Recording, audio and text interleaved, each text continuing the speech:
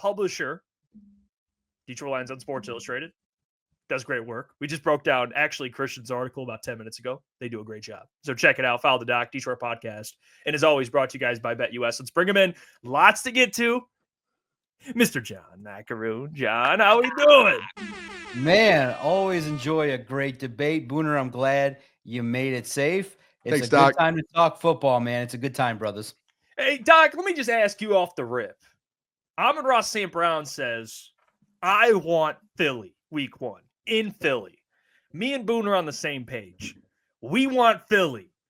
Klotzy wants Philly, but at a later time. It's like a TBH or a TBD. We want them down the line. What does Doc say about the Amon-Ra thing and potentially squaring off with Philly? Where are you at?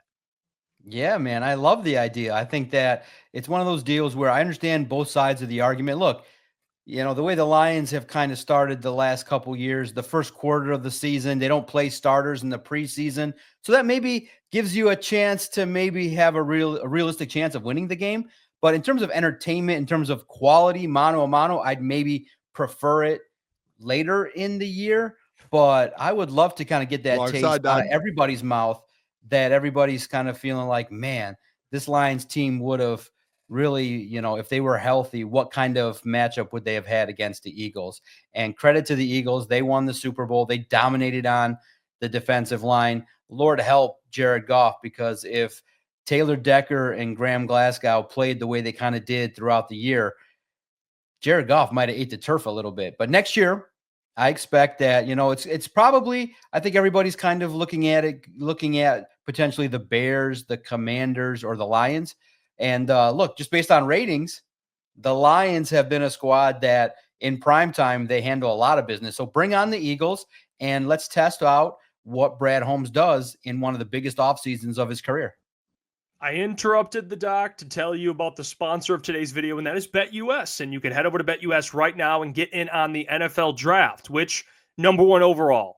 That's what you can bet on. Now, I think Shedeur is the best quarterback in this class, but I'm not betting what I think should happen. I'm betting what I think will happen. And to me, Cam Ward will be the number 1 overall pick. You can head over to BetUS, lock in your bet. Minus 125. I love it. All basically even money. You can even bet on Shedeur at plus 400. But realistically, I think the Titans do end up selecting Cam Ward. Again, always remember to gamble responsibly. And if you do gamble on BetUS, they're offering our community, the Crunch Time Sports community, 150% on their first 3 deposits. Just use the code YouTube150. Never gamble anything you aren't already willing to lose. Now, let's get back to the video. Doc, you said it right there, though. Brad Holmes, the big topic around Lions Twitter, and I'm sure you've seen it. Jeff ruffled a couple feathers, it seemed like. What are your thoughts on this whole Brad Holmes situation? Obviously, I don't think Jeff's point, and we talked about it yesterday, it wasn't that it was Brad Holmes' fault that people kind of ran with it and took it that way, but more so just, hey, Brad has had an opportunity, you know, to draft defensive linemen, and he's kind of hit on 2 out of the 7 that he's drafted. What are your thoughts on that situation and how he needs to approach this trade deadline, not the trade deadline, the off season, to be able to come out kind of to where fans could be a little confident in the corners and the pass rush? Yeah, by the way, shout out to the Doc. This is why he's a real friend. There's not too many people out there that are real. Awesome. Doc is a real one. He texted me the minute I posted. He's like, I got you. That was a good, I love you, Doc. Just wanted to say that. You're a legend, Doc. Yeah, it was great because literally as you posted it, I was in the middle of saying the exact same thing in Love that when you watch a Super Bowl and you look at it and you're going, man, no blitzes, the defensive line of the Eagles dominates. That is what I want to see if the Lions were to win. That's what I've been saying this whole time, being that I love defense. Howie Roseman built a defense. He actually did the same thing as the Lions in regards to drafting 2 cornerbacks this year. And you got to remember, guys, I don't think it's wrong to look at the Eagles and say, man, look at what they're doing. They've been in a Super Bowl. They lost, retooled, got back, and won. So let's not be one of those people that just says, oh, you know, the Lions, their way, and Brad Holmes is God. Look, Brad Holmes has done a great job. He's we've all said this, quickly cemented himself as being one of the best Lions GMs, okay? And we all have to get out of this habit of saying, okay, he's Lions good, and now we got to step into, is he NFL good? And in the world of the NFL, he's done great. in taking the Lions quickly to ascend. But the Lions had a down year. And yes, there were injuries. But at the same token, it was clear that the Lions' defensive line, once Davenport and Aiden Hutchinson went down, there was not enough depth. And that unit, the defensive line, there's reasons the Lions are not Super Bowl champions as we sit here today. We should all be celebrating the Lions this week. It's not happening. It didn't happen. The Lions took a step back. And the defensive line and the offensive line not living up to the billing were one of the big reasons. That's what Vito wrote about at Lions on SI. It's so true. When the moment was the brightest, the trenches collapsed. They weren't the best. Glasgow and Decker weren't the best down the stretch. Now, when you look at the defensive line, outside of the roster decisions, and we'll talk about that, also look at the coaching staff. It has not been consistent. There's been no stability along the defensive line coach. You had Todd Wash for a couple years. He goes on, he moves on. And then you have John Scott Jr. That probably was a mistake to bring in an inexperienced defensive line coach. Then you go to an experienced, a well-respected coach in Terrell Williams, but he moves on. So now you go to Casey Rogers. You hope for more stability there. There's one reason it hasn't gelled. The other reason, too, is that I think that when you look at it from the perspective of what people expected in the Lions from Josh Paschal, Levi Onwuzurike, James Houston, it just hasn't been to the degree of productivity and development that you would like. And look, a general manager has to recognize where he's done well and where there needs to be areas of improvement. Aiden Hutchinson, you get credit. Ali McNeil, credit. But the rest of it has to be looked at in a way to say, okay, you got Mekhi Wingo coming in. And I think the biggest thing when people say, why aren't we here today praising the Lions winning a Super Bowl? All right. Five players that could have been contributors. 3 of them were developmental picks. When you look at Manu and Broderick Martin and Hendon Hooker, they're taking up spots, not contributing. And then you get Ennis Rakestraw, who this year just in one of those deals where you go, man, you could have used a second-round pick that was playing instead of a redshirt year. And then the Mosley free agent signing just was a flop. That's 5 guys that you could have had contributing to a football team. So I do think that adjustments need to be made. Quite simple. No more projects, ready-made guys to compete, and free agency. If the injury history is ACL, Achilles, sorry, you're not coming to the Detroit Lions in 2025. And Doc, you just talked about free agency, and obviously defensive line is where you'd like to see Brad focus a lot of that. But now shift into the draft. Let's say they don't acquire Myles Garrett or a big name guy at the edge spot, and they have those first 2 picks. We talked yesterday. Do you have a preference on like what positions they go in those first 2 rounds? The fellas said they wouldn't mind defensive end, defensive tackle, or vice versa. I said I'm very strong on I think we need 2 edges because when you look at Brad Holmes, he's really only drafted 2 edges in his career in Detroit. Where do you land on that argument of your preference falling in those first 2 rounds?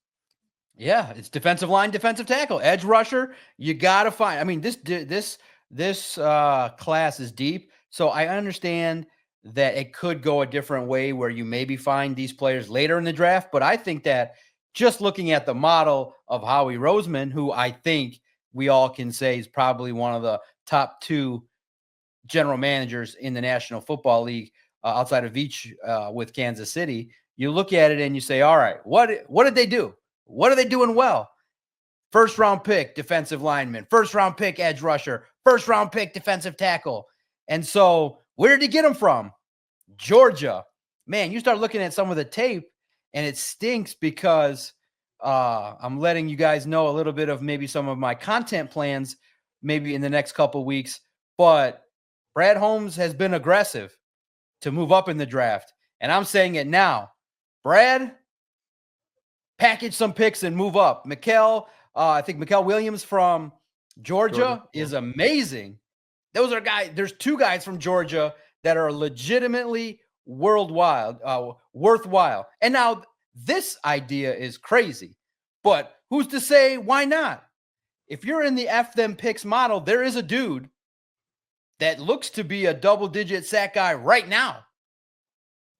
If the number one team, the Titans, want to trade out and they don't want a whole heck of a lot, whatever it's going to be, 2 first-rounders, 3. I wouldn't mind going up to number 1 for Abdul Carter. That guy. Oh my Doc! What are we? Hey, why not say What are it? we doing Listen, here? What are we doing? We're saying if you're not going to, what I'm saying is, and you understand the reality of what I'm saying, if you're not going to get Myles Garrett, okay, if you're not going to give it up, then I would say move up to 15, 16, draft the best edge rusher. And if you can swing at number 1, why not? I think that Abdul Carter is going to be one of those players that's going to be around for a long time, getting 12 to 15 sacks every year. So I look at it and say, why not take a swing? And I'm of the opinion that if you're a draft and develop guy, if there's a guy that you like along the defensive line, you go up and get him. It's probably not going to be up to number 1. Okay. But what I'm saying is if they target somebody that they really like, and people say, oh, he's not going to be there, you go up there and get him, whether it be Mike Green, whoever it may be. But I think the strategy that clearly everybody saw at the Super Bowl, if you can win with a 4-man front, my God. And guys, this is draft season. And I know it's the reality of them going up to number 1 is very low, but they've gone up to 12. They've moved around the draft. So we don't know the plans for the draft, just as we're all speculating as much. So I'm always of the opinion, go bold or go home. And I do think that there are some players that are edge rushers that you could trade up for, and you can make a move as well. So if you're not going to be aggressive in free agency, be aggressive in the draft. Well, speaking of free agency, Christian did a really good job breaking down the Marcus Davenport potential return. But I want to ask you, Doc, what do you make? Me and Klotz and Booner joined, gave his opinion. We went back and forth on the Marcus Davenport stuff. And in my opinion, do I want him starting? Absolutely not. But I'm seeing what the Eagles are doing with all these defensive linemen. They go 6 deep. What do you think about maybe bringing back Davenport as just a body? Someone in that defensive line room, or are you completely out, move him out, or move on from him? Yeah, I love the assignment that I gave. I gave him the assignment. I would say I disagree with him, though. I think his contract that he threw out, and you can check it out, today's coverage, Lions on SI, he put 1 year, $5.5 million. I think that's too much. I think you have a lot of leverage to maybe give him a 1 year deal, $2.5 million, and a lot of it incentives. So look, man, I got the impression from the responders and the commenters in a lot of different spots. They're like, no, absolutely not. No way, no how. I get it. And I would not be upset in any way if they move on from Marcus Davenport. But if they want to take a chance and you get him for a couple million and, you want to take another swing, he could be someone that could be there for depth, someone else as well that could kind of be in the room to help out. And maybe Casey Rogers could develop it. The problem is when you have somebody that just cannot stay on the field, the risks just, to me, outweigh the rewards. But if you give them a couple $1 million contract and a lot of it is incentives, then you build in some motivation. So, it's one of those deals where at the same token, now what the familiarity would be with, Calvin Shepard, does he view it the same way? So I think it's going to be a long shot for Davenport to be here in Detroit, just based on the fact that he's not really all that much reliable and available. But if it's less than $3 million and it's one of those prove it kind of deals, I'm not opposed to it, as some of the fans were just ripping the whole idea. And I get it. I get the idea that the Lions need to move in a direction where they bring more healthy bodies to the defensive line. Hey, Doc, I'm going to just stick on the defense. It feels like this is like a defensive themed show here with you. Just trying to get these conversations out. The corner room, we saw the Amik and Terrion kind of make those statements. I saw you did an article about it as well. But I saw on Twitter that they made the statements, and I think it was Amik that said he's going to have the best year of his career next year. I just want to get from you, how confident are you in these corners going into next year? Because Terrion, I think a lot of people give him a B, a C grade his rookie year. He kind of got a little better, but still struggled. Are you confident going into next year with this room, and then maybe Ennis Rakestraw stepping up? What are your thoughts on that? Yeah, it's one of those things where, of course, we should be talking defense. Defense wins championships, and the Eagles showed that, hey, the Chiefs were obviously all out of sorts, but part of the reason was the fact that, the Eagles dictated the game to the Chiefs. And that's kind of how I think everybody feels like, man. And that's kind of what my thesis was. I didn't go out there on the internet and call Brad Holmes the loser of the Super Bowl like some. But what I said was, I feel cheated. I feel like the Lions were built, if they would stay healthy in 23 and 24, they had a chance to win it. And I don't know why everyone got upset at that comment, because I feel cheated. I feel like the Lions were robbed of a Super Bowl. They should, based on the work Brad Holmes did, the talent that was acquired on both sides of the ball. You feel cheated. 23, I think Jeff agreed as well that they maybe should have took a bigger swing than Donovan Peoples-Jones. And I think that Brad Holmes' lack of aggressiveness in free agency cost the city. I think that it's one of those deals where I feel like the Lions were Super Bowl caliber. And yeah, injuries play a factor, but man, the way in which you played was so unusual against the Commanders. It was just left a bad taste in everybody's mouth. And now you got to rebuild the defensive line. Everybody knows it. I think Brad Holmes is going to target it. And I think you're going to get a couple. And it's going to be interesting to see what kind of way in which they do it. Is it the draft, free agency?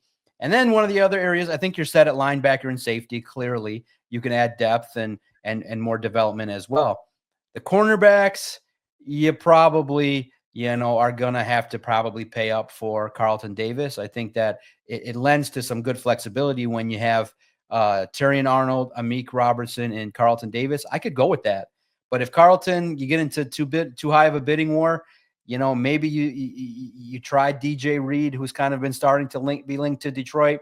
The Saints defensive back, who's a pending free agent, is a name that's out there. Maybe you go in the draft as well. But here's the factor. How does Ennis Rakestraw play into all this? I thought that, we didn't get a chance to really see much of anything to make a full, well-reasoned evaluation of the player, but you hope he takes the next step, because it's one of those deals where you invested a high draft pick in him and he's got to step up. But I would say that Carlton Davis is going to be paid handsomely. I hope it's in Detroit. I think it gives everybody a little bit more confidence.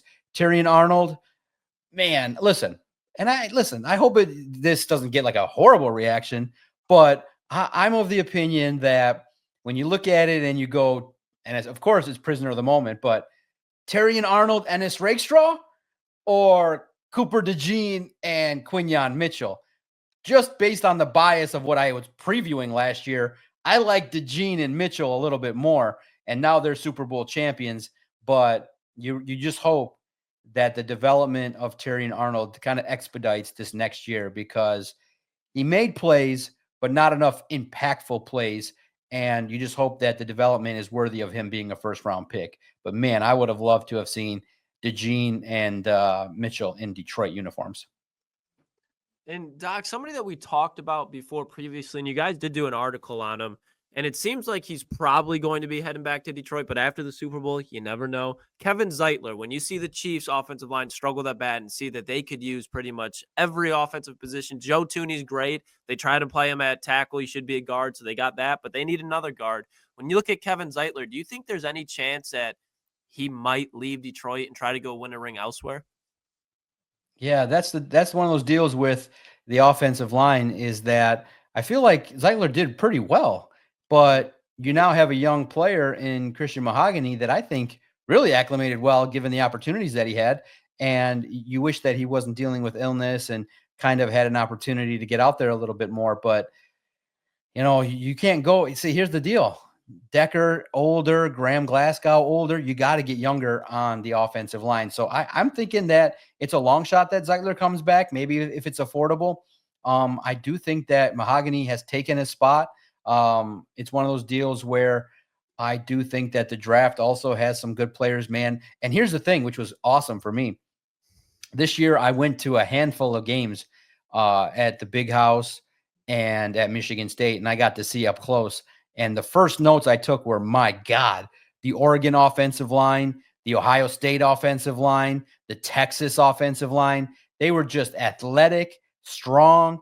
And so if you want to start replacing some of the guys on the Lions and bringing in some competitiveness, there's some guys that you're going to start seeing that we're going to write about at Lions on SI that you could bring in the draft. And here's what's great is that everybody's seeing two areas of strength in this draft: offensive line and defensive line. There's a lot of talented offensive linemen that you can go out there and get and plug early on. So, and you also have to count on, if this is the situation in which you are selling to people, draft and develop means that, all right, guys like Iguakun, guys like Colby Sorsdahl, guys like Manu, they got to start to compete for some of these jobs.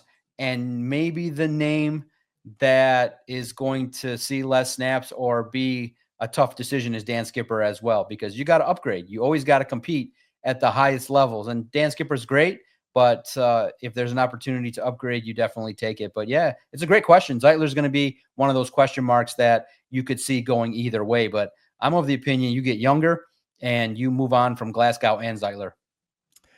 Well, Doc, I want to ask you, because speaking of kind of the week one matchup and going into the season, when we had the discussion, the biggest concern is new staff when you face a good team like the Eagles. I want to ask you about the offensive staff, because recently Lions hired another offensive assistant. Is it Tyler Knoll? Knoll, I believe it. Knoll is how you say it.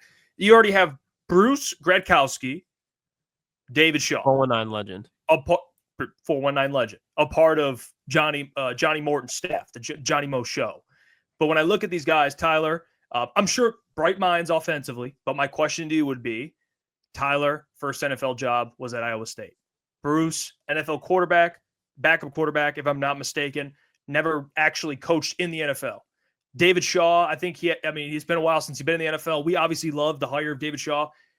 What do you make of now that the staff's assembled, just the offensive staff, your confidence, and I guess confidence in the staff, and also that some of the guys aren't really experienced coaching in the NFL, except for really David Shaw? Yeah, it's going to be one of those things where we'll get some insight at the combine as well regarding the revamped staff. But I look at it like many people were in favor of some of these hires in regards to kind of the ascending offensive mind. And I think that what Dan Campbell does is he likes to really work in a lot of different ideas and football minds to help kind of, when you look at an offense and you look at what's going on, you want to bring in ideas and you want to bring in the opportunity to say, all right, what's been working for some of these college teams? And Iowa State did well. I think there's a wide receiver that is kind of moving up the draft boards as well. So you look at it and you say, all right, what's going on with these offensive minds that they can bring to the table and offer up ideas in different spots with Dan Campbell and with John Morton. And I think that there's an opportunity here for these new minds to come in. And remember, here's the thing. It all starts at the top. When you're led by Dan Campbell, there's a lot of opportunities to teach and a lot of opportunities to develop coaches as well. And I know that people will say, well, maybe, you look at the Eagles and they had two established coordinators. And when they rebuilt from Matt Patricia and their former defensive coordinator, they went out and got Vic Fangio and Kellen Moore, two NFL caliber coaches. And there's something to that. But I do think that Kelvin Shepherd is going to shine. I think he's got the right mentality. On offense, I just think it's one of those deals where on defense, the age-old adage is it's about the X's and the O's a little bit more than the Jimmies and the Joes. On the other side of the ball, it's all about the Jimmies and the Joes. There's so much talent offensively that the inner workings has a chance to be successful with a variety of different coaches. You have pure talent that will, I think, flourish with a variety of different ideas and coaches.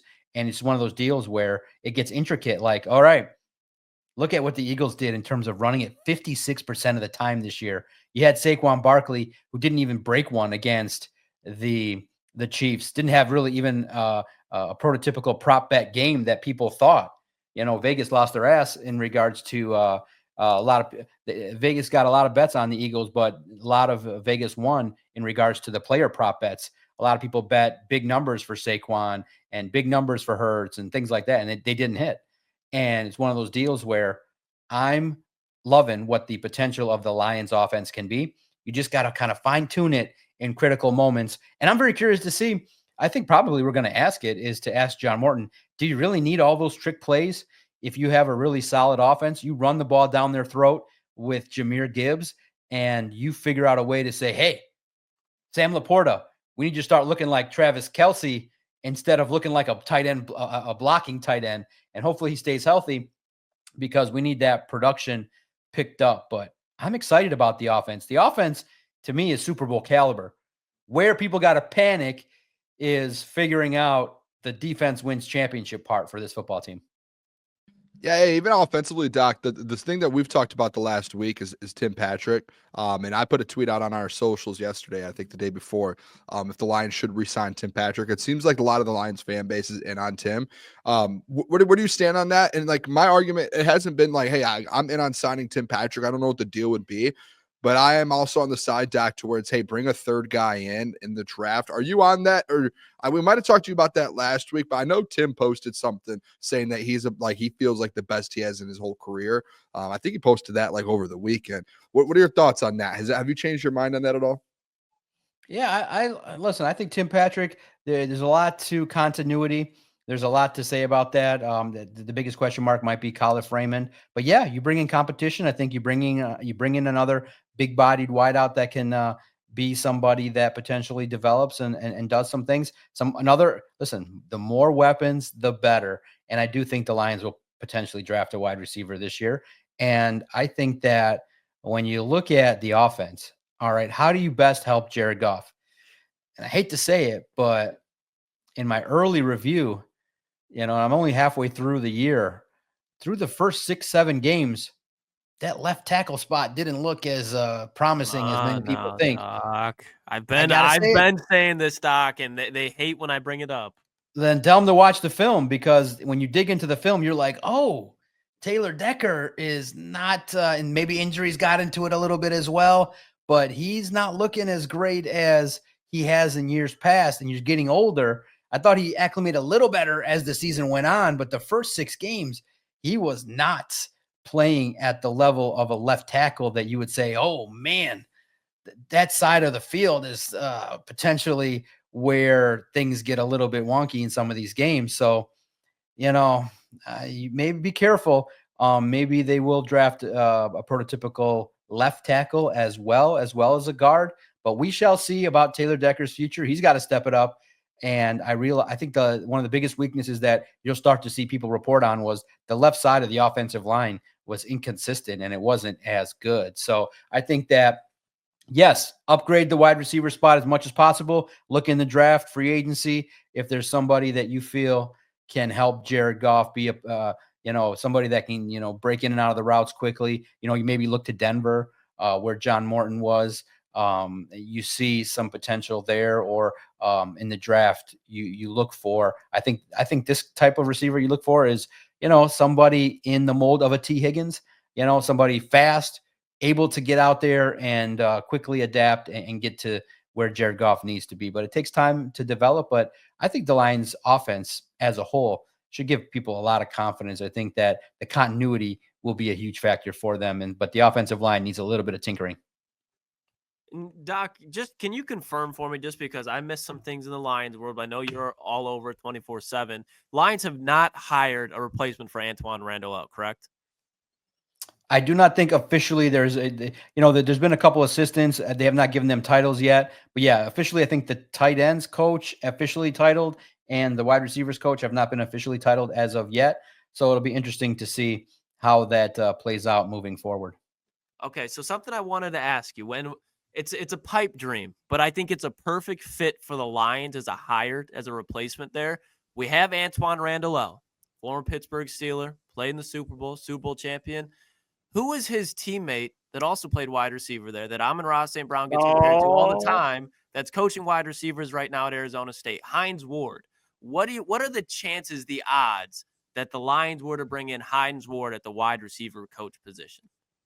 Man, that's a great one, Klotz. I love that, Klotzy. Hey, that's unbelievable. Nobody on Lions Twitter would oppose that in any capacity. I think that Hines Ward is a legend. I think that, he was one of the great receivers. You saw him play big games, and he's got the right mindset too. It's a almost similar replacement in regards to the mindset, the attitude, the swagger in which he would bring to that locker room. I would love that hire. I think that would be an A++ hire And I do think that with Dan Campbell, the opportunities that you see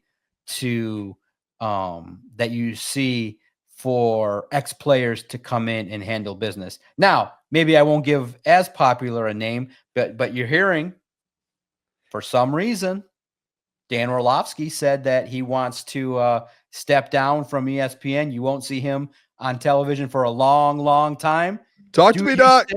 Do you say if I think Brunell's gonna stay, but do you think Dan Orlovsky ends up in the coaching realm? Does he jump to offensive coordinator for the Eagles? I don't think so, but I feel like the tides are swirling that Mr. Orlovsky wants to get into the coaching world. He's a very bright mind, former quarterback, and you recognize that, some of the best coaches are the ones that kind of were the mid-range guys, but he seems to be super smart and could get to help a team. May not be the Lions, but I think that he's got the future looking bright for him wherever he ends up. But I'm wondering why he wanted to take some time off of television. It's a great gig. You talk ball, you're on all the shows, you get made fun of by the boys, you get to travel and do the thing, but it can be a grind. I can understand, but maybe he is somebody that potentially could get an opportunity in the NFL world. Wow. I mean, he's bright, don't you think? I think he's got good takes. I think he's got, I do think the quarterbacks that end up, I think that, look at it like this. Who's another name rising up the ranks? David Blau. And I think that when you put smart people in smart rooms, I think they have a chance to succeed. Maybe he'll start off as an assistant somewhere or, work his way up. Like JT Barrett was. Like JT Barrett. Exactly. And you have guys on staff as well that potentially could move up as well. And I think that, and as you guys brought up the name, I think that you jarred my memory loose here. Seth Ryan's still on the staff. I think he gets the promotion, the odds-on favorite, somebody that's been there and has a good connection with Jameson Williams. So the odds-on favorite, I think, is an internal promotion for the wide receiver spot. Seth Ryan, the son of Rex Ryan. Shout out. Wow, I cannot. I'm having these great names being thrown in the conversation right now. We got Dan Orlovsky, Hines Ward in the same conversation to be a part of the Lions coaching staff. Let me ask you, speaking of the offense, you saw, and we had this discussion yesterday, me and Klotz to start the show, is what teams, it's a copycat league. Teams always take things from the Super Bowl, whether that's the Eagles defensive line or the importance, again, what I think teams are going to do. The importance of having a running back like Saquon, or at least to that caliber. Lucky enough, the Lions have one. And on most sports books, he's up there. I think on one, I just saw second best odds to win Offensive Player of the Year.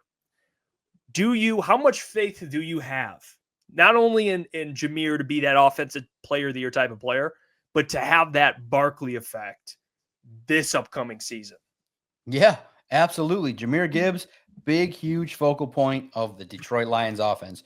You realize that's why you invested in him over a defensive lineman, and you recognize that, okay, teams build differently, and you recognize, all right, maybe they weren't going to invest in Jalen Carter and Nolan Smith and all those guys and Nakobe Dean. All right, fine.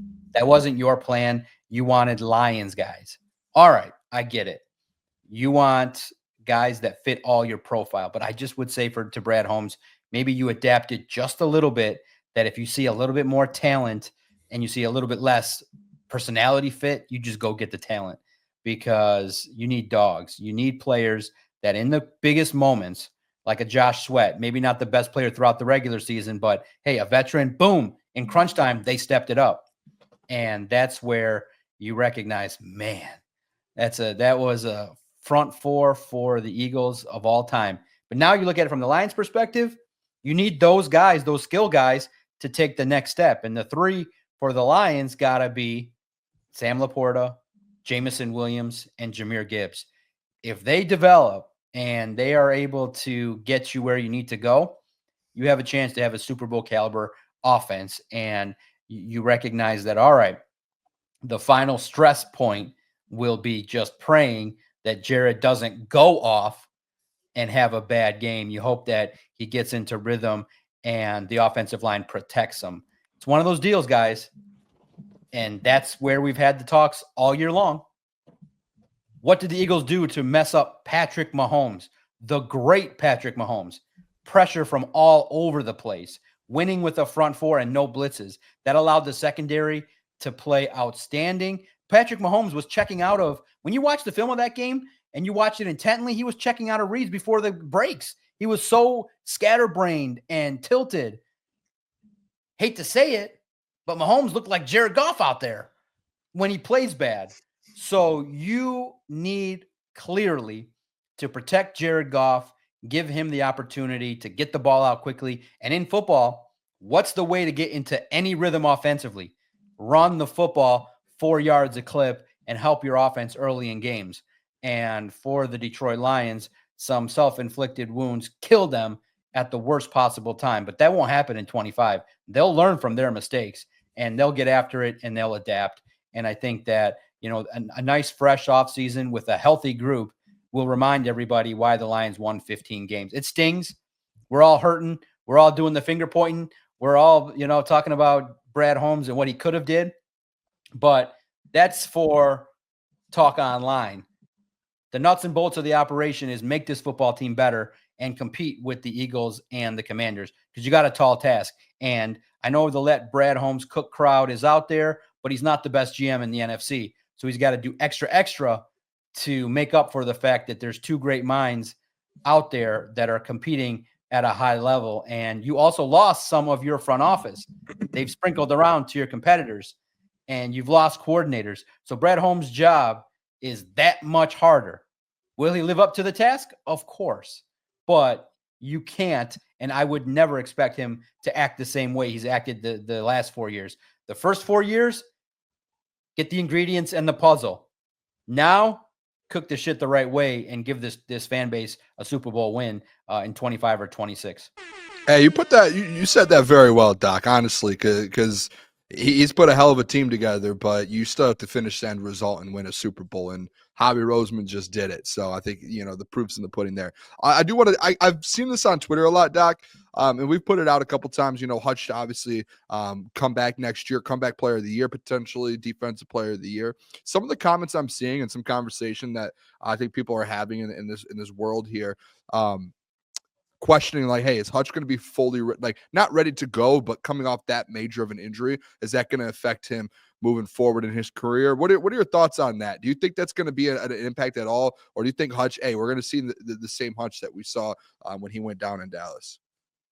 Yeah, it was great in that one of the beat writers went down to Radio Row and had an in-depth conversation with Dr. Chow. Now, the funny part is I report on that, and everybody's like, Dr. Chow hasn't been right in ages. I'm like, he's been okay. He's like, these Twitter doctors are out there doing their thing. They're not perfect, but based on a lot of their work, it's decent. Like anything, you kind of throw it into the mix. Well, per Dr. Chow and per everybody else that's kind of talked about it, Aiden's ready to go. He said, my rehab's almost done. I'm ready to train. So my honest opinion is that Aiden is a full go. The issue is going to potentially be, where is the production level going to be for Ali McNeil? Now, we don't know the timetable of when he gets out there, but typically with an ACL, there is a little bit of an acclimation period when you start getting out there.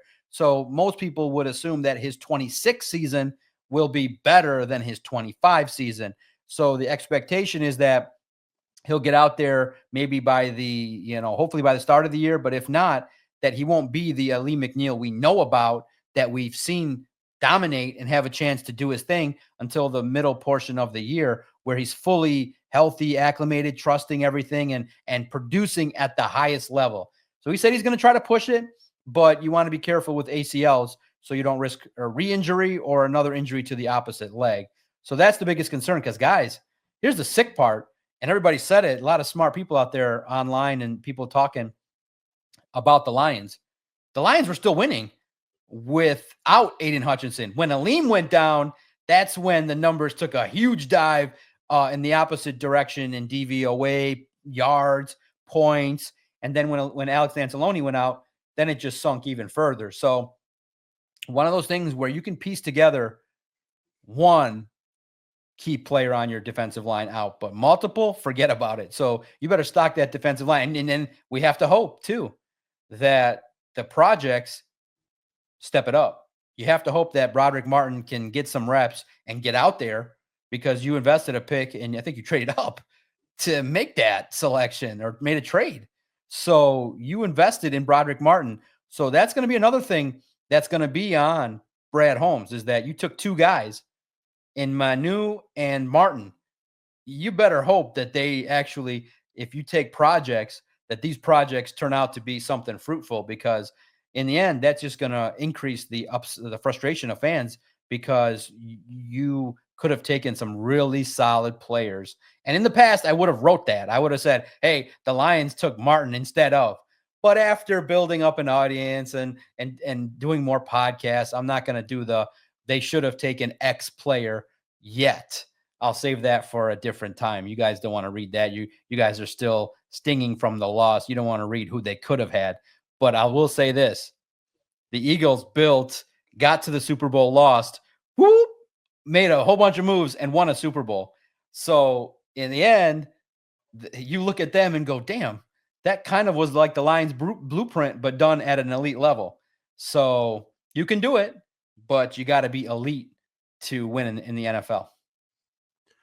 Doc, I want to pose a question to you, because Jeff asked you about Super Bowl takeaways, and I'm going to give you mine. And that was Jalen Hurts. He's the top quarterback in the NFC. Over the last 3 seasons, he's thrown for over 10,000 yards, rushed for 2,000 yards, thrown for 63 touchdowns, ran for 42, and has a record of 37-10. Like I said, my opinion, after you beat Patrick Mahomes in the Super Bowl, get the MVP, I'm going to respect that. 2 Super Bowls in 3 years. He's my number 1 quarterback heading into the NFC next year. Where do you stand on the top quarterbacks heading into the NFC? What if you had to put together top 5, how would it rank out just based off what you saw this year? Yeah, I look at it from the perspective of Jalen Hurts. They crafted an offense that suited his needs, and Kellen Moore helped him out by bringing in Saquon, A.J. Brown, Devonta Smith. That's an offensive line for the ages. That's pretty solid. And for Jalen Hurts, what a makeup. I love the fact that he kept the screensaver of him walking off the field, losing the Super Bowl, the confetti coming down.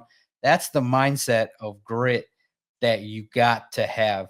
And I'm very impressed with the makeup of that individual. He's going to be a beast. It's crazy, too, that he can perform, win games in the regular season and the postseason, and have the shift in all those offensive coordinators. He's gone through coaches and offensive coordinators nearly every year, from college to the pros. He barely keeps an offensive coordinator for more than 2 years. I hope they keep a similar system from Kellen Moore, because my goodness, did it play out very well. All right, where do I rank the quarterbacks? I'm very impressed with the athletic, mobile quarterbacks that are out there in the NFC East. So Jalen Hurts 1. I love the potential of Jaden Daniels. I'll put him 3. Jared Goff 4, 5 in that mix. Who's the next best NFC quarterback? You look at some of the teams scoring well.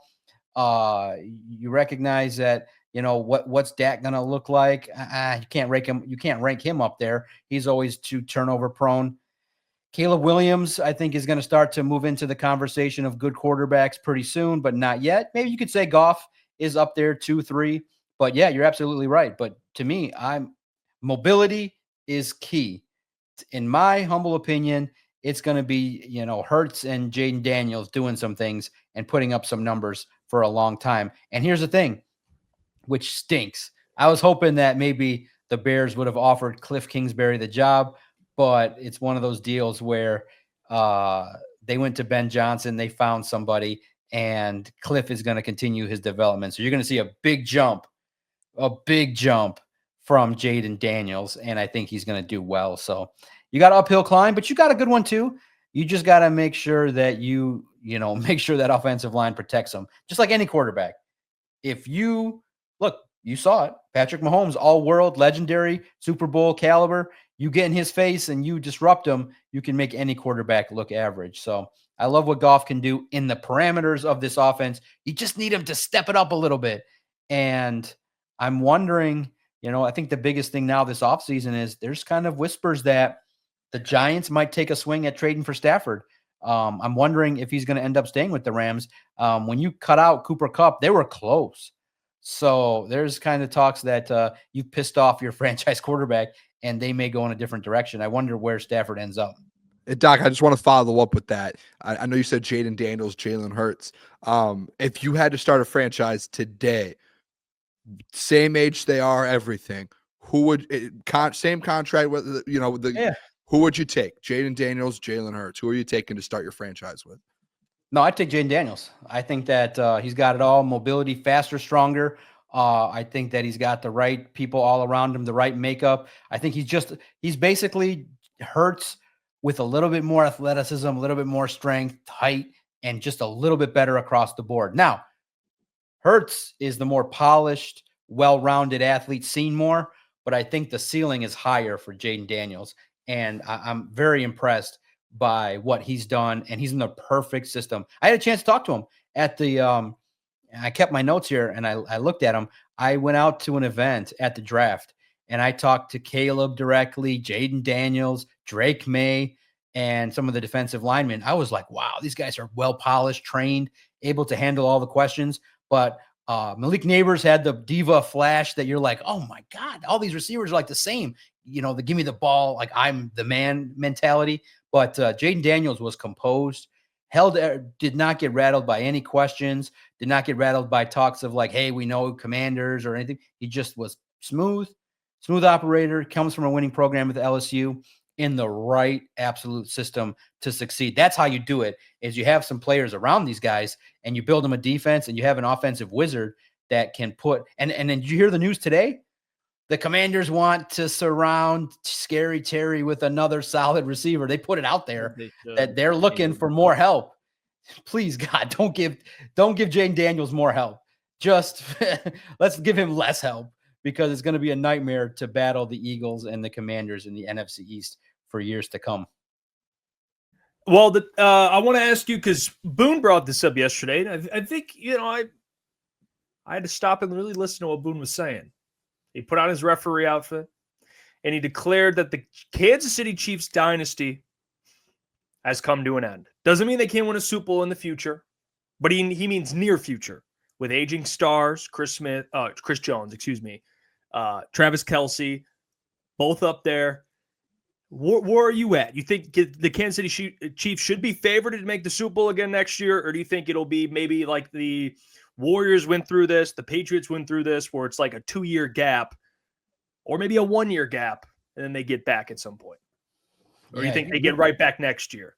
Listen, it's going to be tougher, man. No, I think that they have to do some retooling. Kelsey's quickly washed. He's done. I think he's going to retire. I think that you need to retool a little bit. I think that, you need to kind of get some more offensive weapons. You got to be a little bit more bold. I think they take a step back. I think that they'll be a perennial playoff team, but the next era, in my opinion, is I would foreshadow a Bills-Ravens rivalry here for the next couple of years. I think that you got two hungry guys in the AFC, and that's not even talking about the hunger that Joe Burrow is going to bring to the table. So the AFC is a crazy. It just really credit Andy Reid and that coaching staff for getting back. But I think that the Chiefs take they've been in the Super Bowl 3 straight years, the mental toll, the physical toll that takes. And I think that, the Chris Jones of the world are not getting any younger. So I think that Josh Allen, Lamar Jackson are going to run the AFC. The Chiefs will be in the mix quite a bit, but also the guys under them. Oh my God. DeMeco Ryans is sick defensively. I think that that's a team that if CJ Stroud gets with the coordinator that rekindles his strengths, look out for Houston. I love what they're able to do. Nico Collins is somebody that you can trust to make big plays. They just got to get the offense more well-rounded and get the running game back on track. So the AFC is sick all over. Luckily, the Lions only got to beat one AFC squad if they get to the Super Bowl. But my goodness, it's an uphill climb for Patrick Mahomes. But I thought it was weird. It was like all the pundits wanted to talk about like he was retired, like his legacy is ruined and he's nowhere near Tom Brady. I'm like, the man's 29 years old. He's going to put up probably at least 2 more Super Bowls, but maybe in his mid-30s, a couple years to get back on track. But every year you got Patrick Mahomes, I don't think that it's far too premature to throw stones on his grave. He's legendary. And he's one of those guys that you respect when you watch him. That's the reason why all the non-ball knowers put, the Chiefs giving them the chance to win was one player. That's what I said last week. I said the Eagles are the better team. I mean, clearly, if you watch film, you're like, holy shit. The Eagles' offensive line is stacked. The defensive line is stacked. You got A.J. Brown, Devonta Smith. You got the best running back in the game. What are all these people that are seeing the Chiefs seeing? They see one guy, and that's Patrick Mahomes. And that's the respect that the whole NFL world gives to quarterbacks. But in the end, guys, you learned your lesson from hearing me last week. Football is a team game. So while I talk about wanting Jared Goff to be Patrick Mahomes and just elevate everybody no matter what, the Lions are doing the right thing, and they're trying to make it so that it's a team game. And yes, a quarterback can elevate you at the right spot, but that's where Jared Goff needs to kind of step it up, which is his superpower is for the Lions not turning the ball over. Please, Jared, don't go off, and make sure you target the guys that wear your own jersey. If you do that, if good Goff shows up, you have a chance to win a lot of games. But guys, I'm telling you, when the playoffs roll around next year, put some alcohol in a drink and be wary, because if Goff plays bad, and it's there, if he plays bad, that football team will sink faster than the Titanic. Hey, Doc, I know you do. You're not just a Lions guy. You cover the Tigers at times.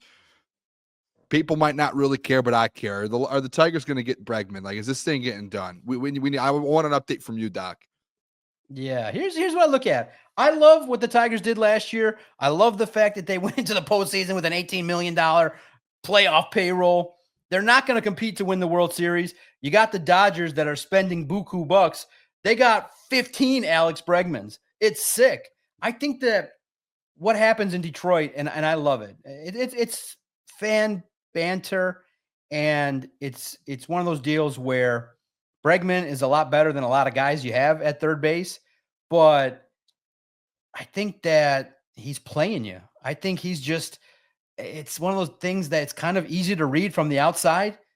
He's using the Lions to get more, he's using the Tigers to get more money from the Cubs and Astros. Simple as that. I know that there's a tie to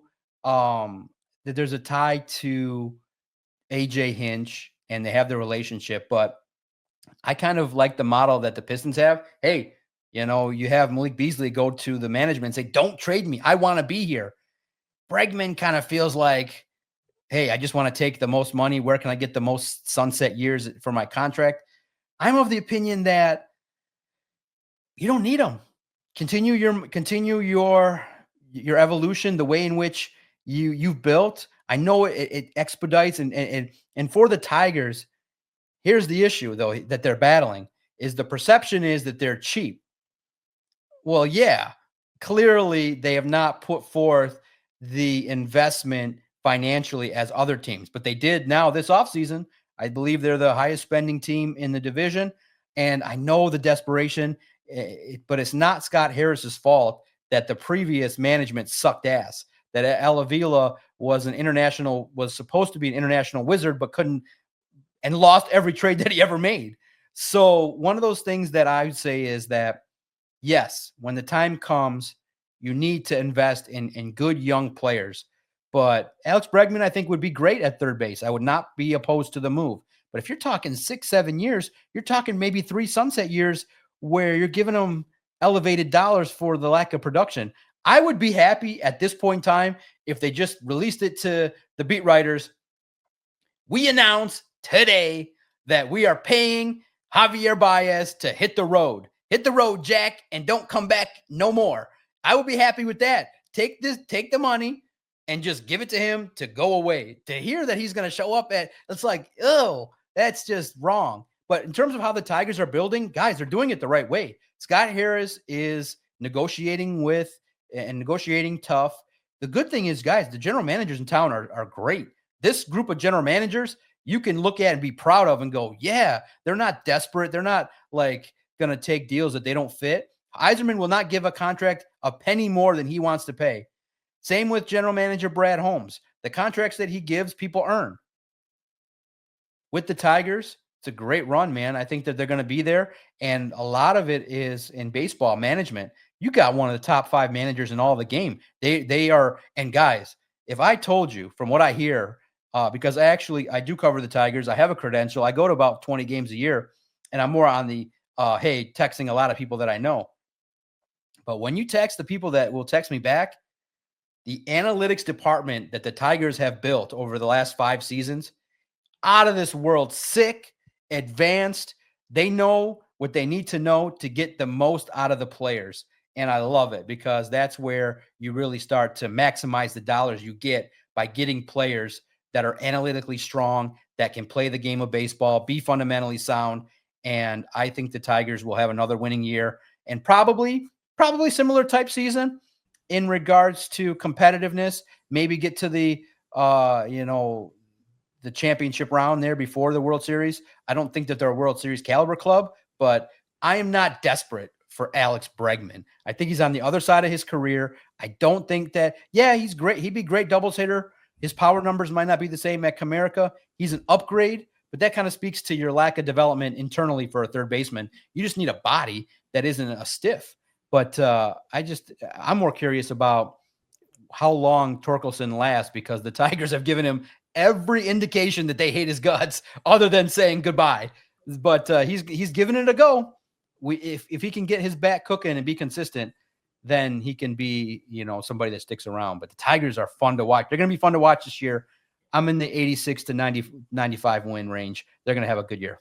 There you go. Appreciate you, Doc, as always. You can check out the Doc on X at Detroit Podcast. Check out Detroit Lines on Sports Illustrated. We'll talk to you next week, Doc.